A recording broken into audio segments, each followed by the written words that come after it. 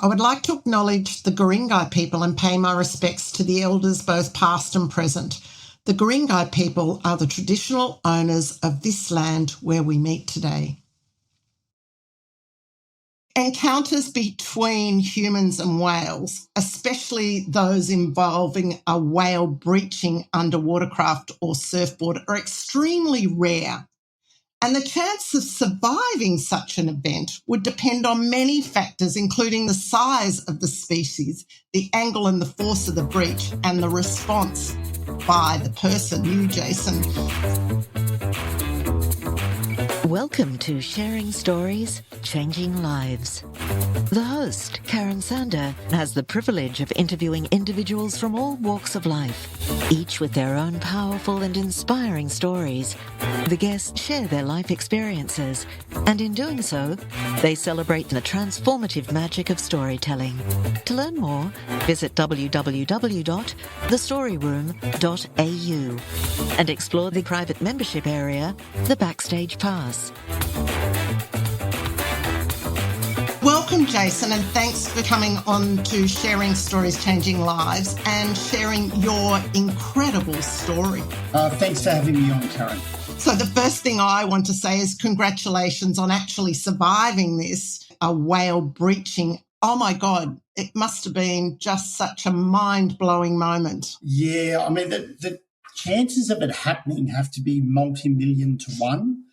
Also, the chance of having it filmed, because if we didn't have it filmed, it's a story. And I think having it filmed from two different angles, again, a guy on a headland filming it as well, and then having a GoPro on, attached to my pocket is just bizarre. But yeah, I don't think many people can say they've been hit by a breaching humpback whale, but luckily I was lucky enough to survive the incident and also lucky for me that it was actually caught on film so people would believe it. 1,000,000 to 1. I reckon the odds are even higher. Did you buy a lottery ticket? Yeah, look, people ask. The events that led up to the actual circumstance happening with the humpback whale were just...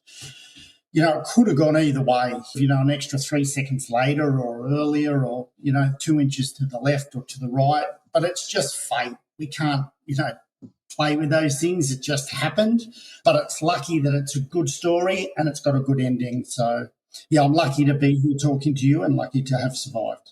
I'd love you to tell us, what is wingfoiling? Is it difficult to learn? And where were you actually wingfoiling? Yeah, so foiling itself really started buzzing about 3 or 4 years ago. And the easiest way to explain foiling in the water is if you have an aeroplane and the aeroplane is on the tarmac, it's got no lift. But as soon as an aeroplane gets enough speed, it has enough wind over the wings, it gets lift, and that's how an aeroplane flies. An aeroplane can't fly at 1 mile an hour. It needs a certain amount of speed to give it that lift with its wings. So if you can transfer that theory to water, a foil is exactly the same. So a foil, if you put a foil onto a surfboard and you stand on it in the water, it won't do anything. But if you add speed to the surfboard or craft that the foil's attached, the foil will want to rise up out of the water just like an aeroplane wing in the air. And then foils can be attached to either surfboards, wingboards, supboards, and they have different forms of propulsion. So one is wind. So you use a sail like a windsurfer, and that's wingfoiling, and you're using the wind to propel you forward to get speed. The other one is just normal surf foiling, and when you're doing that, you're using the wave to propel you forward. So you're using the energy of the wave, once you paddle on it, to give you speed, which will then make the foil want to lift in the water. And that's the sport of foiling in the water, surf foiling, yeah. When you started foiling, Yep. Did you have a background in windsurfing or something, or surfing? Yeah, I've surfed all my life. So I've lived on the northern beaches. I lived on Warriewood Beach, grew up on Warriewood Beach. So I've lived on the northern beaches all my life and started surfing when I was about 5 or 6, and then was involved in nippers and surf clubs and everything else, and then moved away for a little bit of time, about 10 years, and then was lucky enough to come back to Newport Beach. We've been in Newport Beach now for about 17, 18 years, and I love it here. We're very lucky, and yeah, the northern beaches of Sydney, Australia are just beautiful, and it's a lucky place to live. Knowing the northern beach as well, I have to agree. I've lived here since I was 17. So learning to foil, was that difficult? Oh, like anything, Karen, it's like if you wanted to try and play golf tomorrow, and if you've never played golf, it's not going to be easy. If you would like to try surfing tomorrow and you've never surfed, it's not going to be easy. But it's like anything. If you put the time and effort into it, you'll be good at anything. There used to be this theory that no matter what your skill set was when you were born, but if you put the time and effort into it, you'll become good at whatever you'd like to focus on. And foiling, like anything, isn't easy to learn, but if you put the time and effort in, you'll get it, because that's why it's so popular and that's why a lot of people do it. It is very addictive. Like foiling is very addictive. So for surfers who have surfed their whole life, they may get to a certain level and then that's it. So they'll get as good as they can get. Unfortunately, they're not going to be a Mick Fanning or a Joel Parkinson or a Stephanie Gilmore. They're just an average surfer. So what foiling does is brings you back to the beginning and gives you that real froth and energy to learn something new. So you can take foiling up, at any age, and it sort of takes you back to the beginning of surfing. And that's when surfing at the beginning is when it's got its real energy and its real vibrance. So foiling has been really good for a lot of surfers. It's just given them that second life in surfing. So the answer to your question, it's not hard, it's not easy, but if you put the time in, I'm sure you'll get it. Anyone could get it. I think what you just said is exactly what my partner has found. He's gone from windsurfing to foiling because he needed a challenge and he loves it. He's addicted. He's out there 3-4 times a week and he's always watching the wind.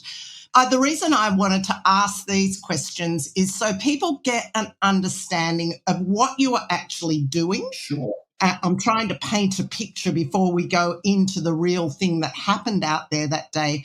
Can you tell us how far offshore you were? You're in the ocean off Mona Vale Beach. How far were you foiling offshore? Yeah, so not very far. So I was actually wingfoiling on the morning of the whale event.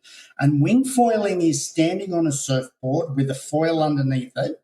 And to propel you forward, you're holding a wing. And a wing above your head is it's almost like a windsurfing sail. And you're using that with the wind to propel you forward. So I was actually wingfoiling off Mona Vale Beach and not very far out. I was probably only 300 metres off the beach. We could see breaching whales. We've had a really big whale season this year, and they go up north to the warm water where they calve, and then they feed the calves up to get big enough, and then they come back down south past us, down to the cold water again. And we've had a lot of whales this year, but normally when you see a whale out to sea, it's normally just the back of it, or you'll see a blowhole, it blow the water in the air. You do see the odd breaching whale, and that's very nice, but usually they're maybe 1 to 2 kilometres out to sea. It's very rare that they come in that close.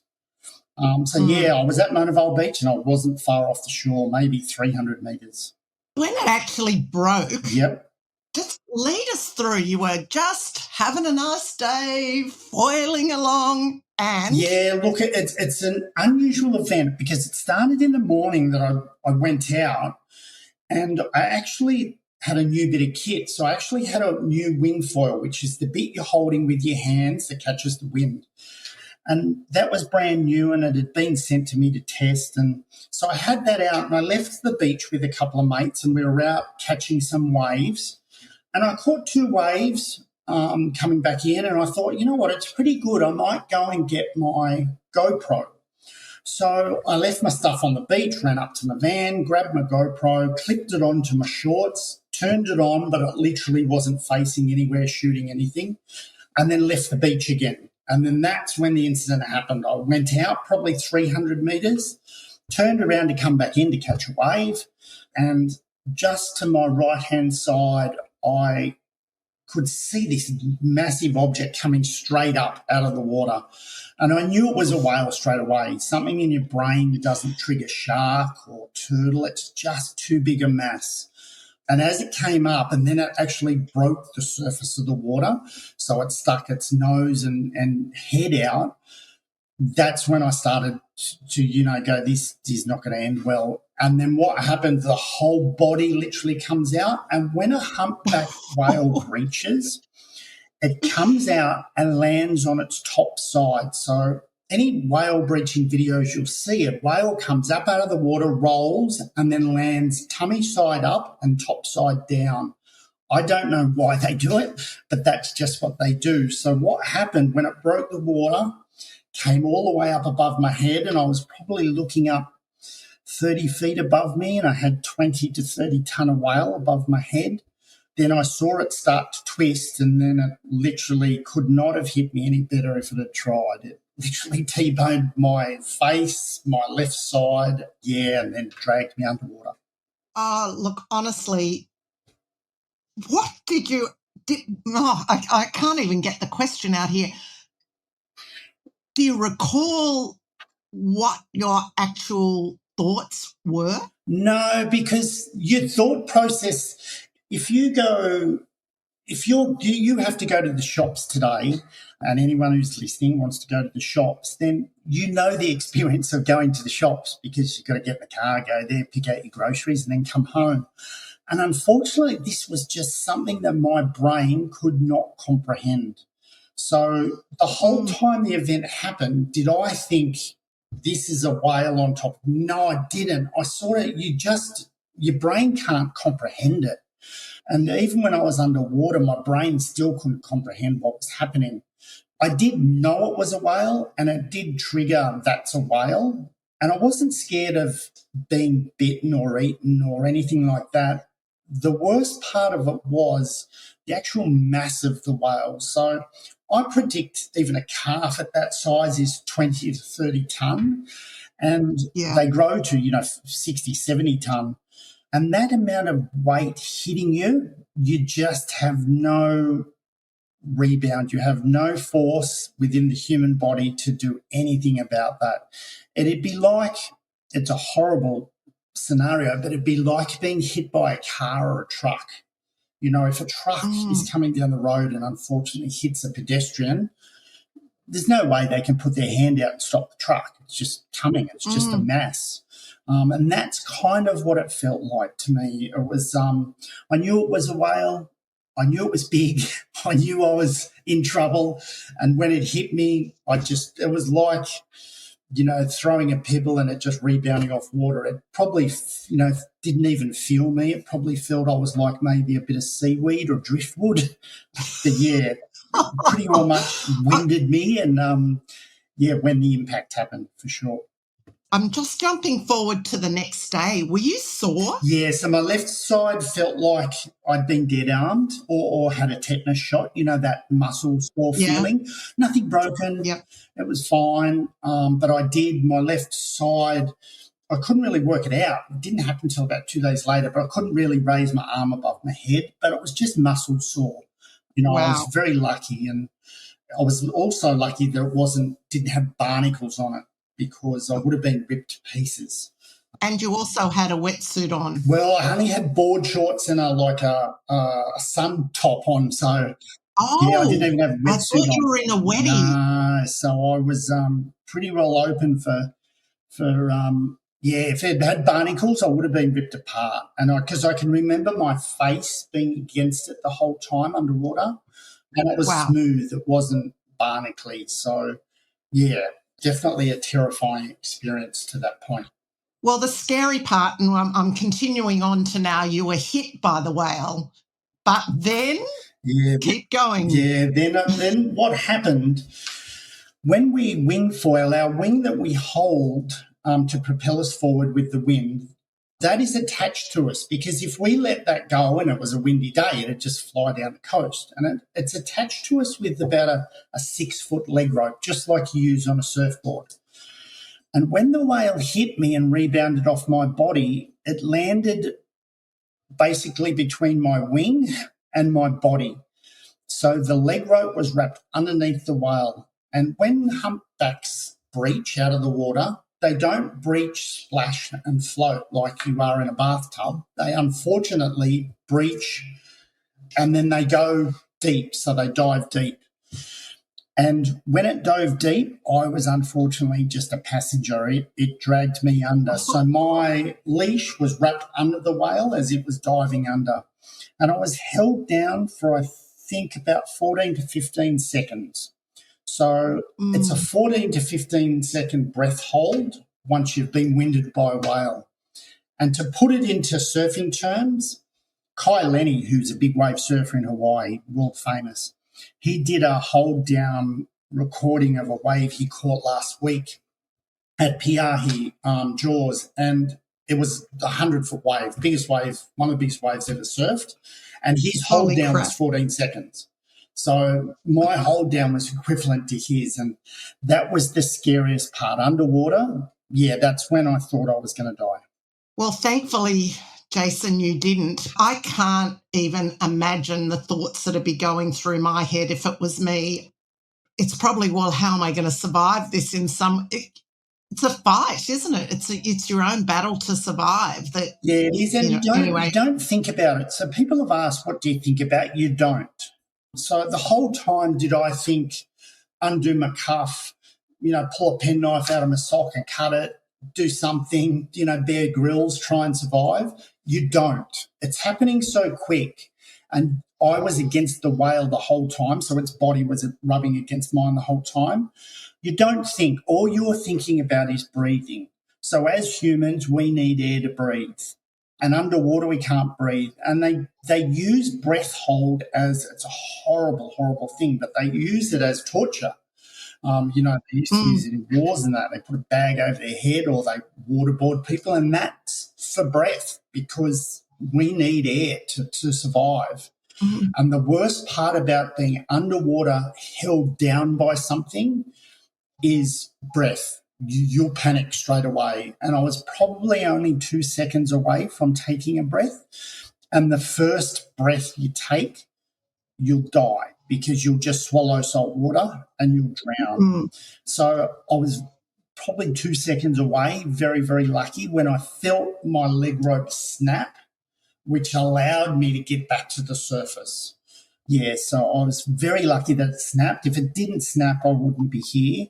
So very lucky that it actually broke, and it ripped the webbing of the leg rope, which is equivalent to ripping, maybe hessian that's 4 millimeters thick. And it had a breaking strain, the hessian, of maybe, 10 to 20 tons. So it could pull a car quite easily.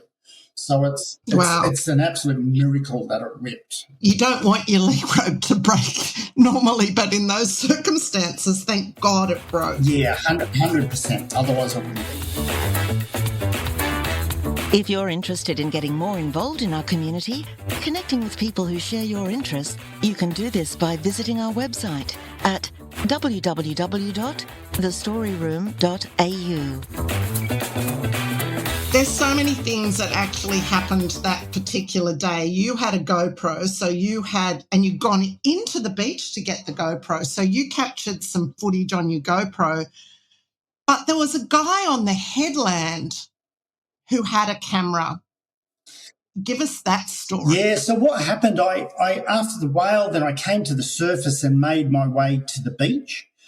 And I got to the beach and there was a couple of people and they were calling emergency services. And I said, look, I'm okay. I'm all right. It's fine. I really just want to get in my car and go home. And I got to my van and I told my mates and they didn't believe me. And then I got in my van and headed home.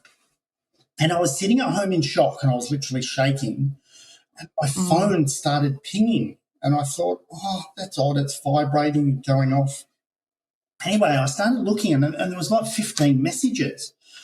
And what had happened, there was a guy called Paul Nettlebeck, a Mona Vale resident, and Paul had walked out with his morning coffee out off Hillcrest Road at Mona Vale up to the headland, and he was just had his phone and he saw me whizzing along and he thought, oh, that's a nice picture, I'll just take that. And he was just filming me going along. And then right at the end of his 20-second clip, that's when the whale breached and landed completely on top of me. And he literally stopped filming to ring Triple O. So he stopped filming, rang Triple O and said, I think I've just witnessed a death. But he posted that on Facebook. And my friend saw it on Facebook and said, I think that's Jace. And so that got back to him. And then one of my friends gave him my phone number and he was nice enough to call to make sure I was okay. But that was the first instance of anyone seeing anything about the clip. I hadn't even looked at my GoPro footage at this stage because I wasn't worried about it. It was just the guy in the headlands footage, which was pretty explanatory and incredible in its own right, because you see the whale breach and then completely just squash me.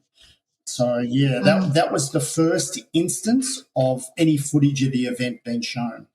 It's almost 1,000 to 1. It's 1,000,000 to 1 to actually get that on footage. That's Yeah, for everything to line up, this story really was a multi-million billion chance to 1. Because when I'd gone back to my van, if I took an extra 2 seconds or 5 seconds and had a drink, it's not going to happen. The whale's going to breach somewhere else. Well, it would probably breach in the same spot, but I would be there.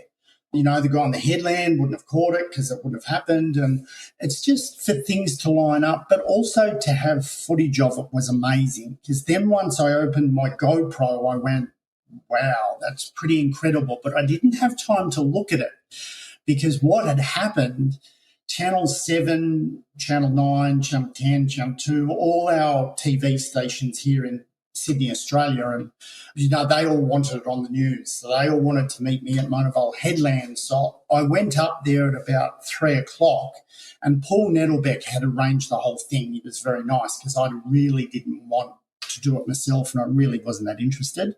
But when I got there, I'm glad I did it because there were about 20 film crew and they were all really nice. They were doing their live crosses and preparing it for the nightly news. And it certainly was an event after that. That was the start of the, social media train that comes after when something goes viral. But that was the start of it. So, yeah, they're very exciting times, but, yeah, different for myself for sure. Well, you aren't a big social media fan yourself, are you? You don't have a very big profile. Oh, I'm on Instagram and I've always liked Instagram and I have a bit of following on Instagram. I have about 10,000. But Facebook, no, I don't do Facebook or TikTok or any of those. I just do Instagram and it's really just for foiling and for my sport. But not a big social media thing like some people live on it. Yeah, for me, I was just lucky and I was just happy to come out of it with my life. I wasn't chasing anything else. So to come out of it with my life, and I was still in shock at the time, I was just happy. So anything that happened after that, I was happy with. And what happens when a video like this goes viral, so it hits the news, and then it starts getting picked up, around Australia and radio and TV, and then once the rest of the world wakes up, so you've got Europe and Asia and everywhere else. Once they wake up when we're asleep, then they want a piece of it. And I had 2 choices. You can either sign a contract and get money. So I got offered maybe 3 or 4 contracts the first night. And you can sign that exclusivity contract and then that means that they'll sell the footage and you get a certain percentage. Or you can just let it go for free. And my choice was to let it go for free, so I didn't make a cent out of it. It's not a money thing for me. I was happy to come out of it with my life. I was happy to share and tell a story. So money was never a thing. And would it have been nice? Yeah, it would have been great to have the money, but it would have soured the story a little bit. So I chose to let it go for free. And that also helped it go viral. That means, everyone can watch it, share it, spread the word. Yeah, which I was happy to do. And good on you. I think that's a really great choice to make. I want to go back to the shock. Do you mind if we talk about the shock after? You go home, which wasn't far from Mona Vale Beach, a few kilometres, and you sit down in your lounge room or whatever, What was the shock like? I've never been in shock, so I've never had it before. But from when I got out of the water, I was shaking. So I was just trembling and not in a good mindset. So you're a bit skittish. So I drove home. You're right, probably took about 4 minutes to get home.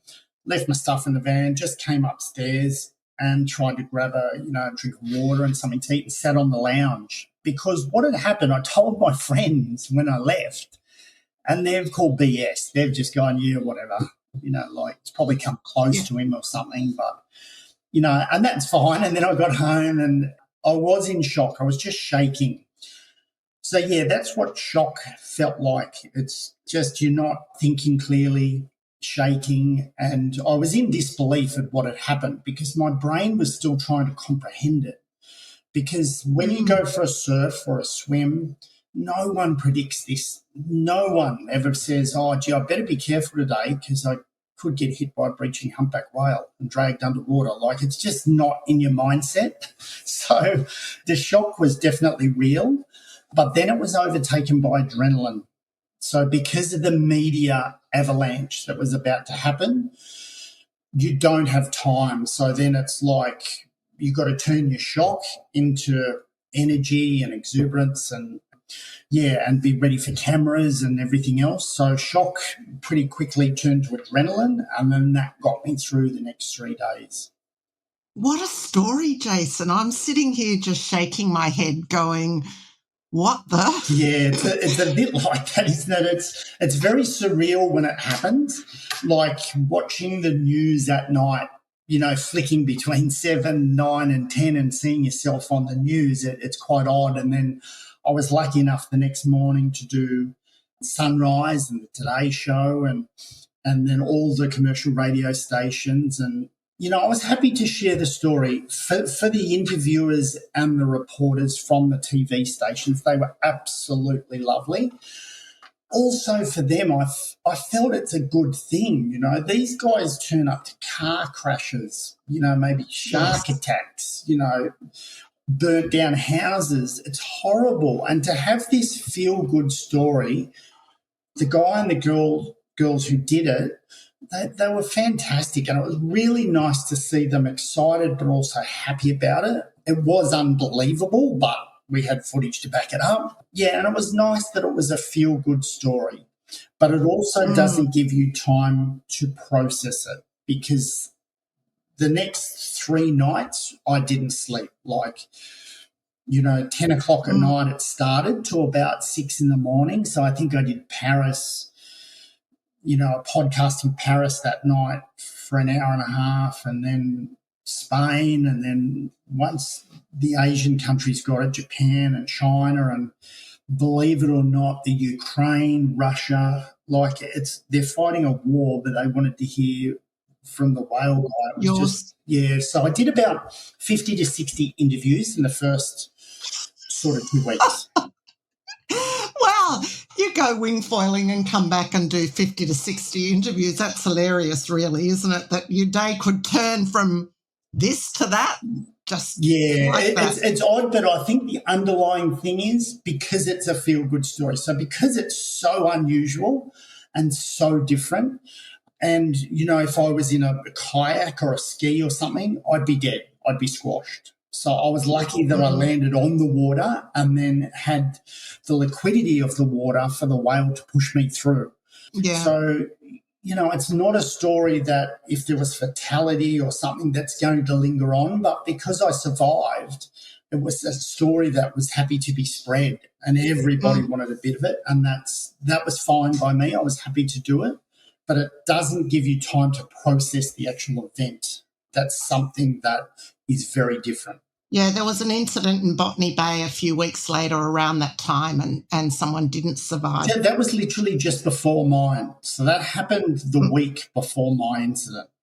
Yeah. And that shows you that, that it can go 2 ways. Yeah, absolutely. So I was very lucky, and that's why it was never a money thing for me because I came out of it with my life, and my life's worth more than anything. So I know you haven't given up wingfoiling, but was there any psychological barriers going out again? after the event? Yeah, 100%. So I said no to every interview in the first 2 weeks. I said, no, I'm fine. Typical Aussie guy, I'll go out in the water today. I'm fine. I even think I said it on the nightly news. I'll be out in the water tomorrow. But I wasn't, and I'm still dealing with it today. Because of the adrenaline and everything going on, you literally don't have time to sit down and process it. You're just retelling the same story over and over and over again. We had China and Japan, and they had interpreters, and I couldn't even understand the interpreters, but I'm trying to tell this story, and you're doing it at 3 a.m. in the morning, and then you've got Fox America, and they want to do a live cross, and they do that. So you really don't have time to sit down and process it.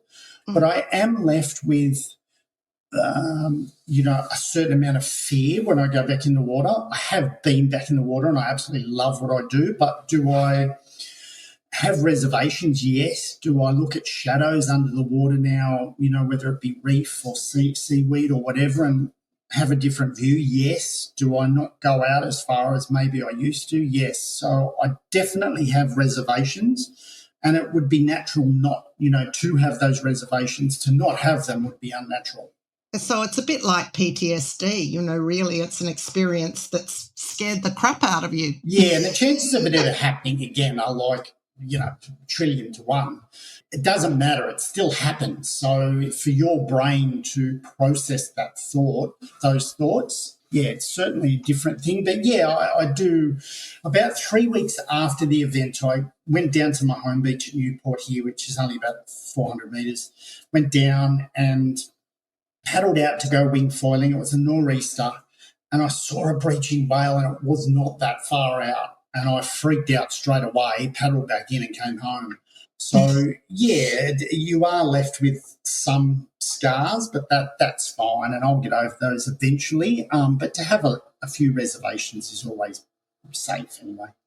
Thanks for chatting with us today. It's good to hear really personally as well how it's affected you. There has to be some sort of repercussion inside from an experience like that, personal experience.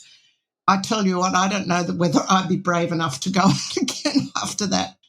As you love the sport, I'm sure that your confidence will completely come back at some stage.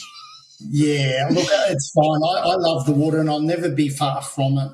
But it is a good wake-up call, and especially for guys. Guys hide their inner thoughts deep down inside, and it's if anything comes out of it, it's a nice thing for guys to check in with mates. I'm not letting girls out of it at all, but guys think very differently. We're very macho, and nothing bothers us. But if we can get out of it that, guys check in with your mates if something's, out of the ordinary, or you're not sure, or you haven't seen them in a bit because they've been a bit quiet, then it is a good thing to check in with your mates and make sure they're okay. You never know what's happening, and, make sure they're in good headspace.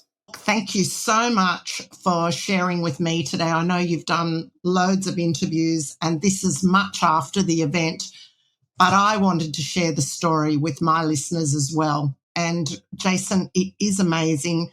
Thank goodness you survived. Congratulations on being here. It's a great story, and you're safe and sound. Yeah, thanks for having me on, Karen, and thanks for everyone who's listening. Cheers. If you enjoyed this episode, please leave a comment. The links are in the description. And let's continue to connect through stories, because we know stories change lives. Until next time, this is Karen signing off. Thank you for tuning in to Sharing Stories, Changing Lives.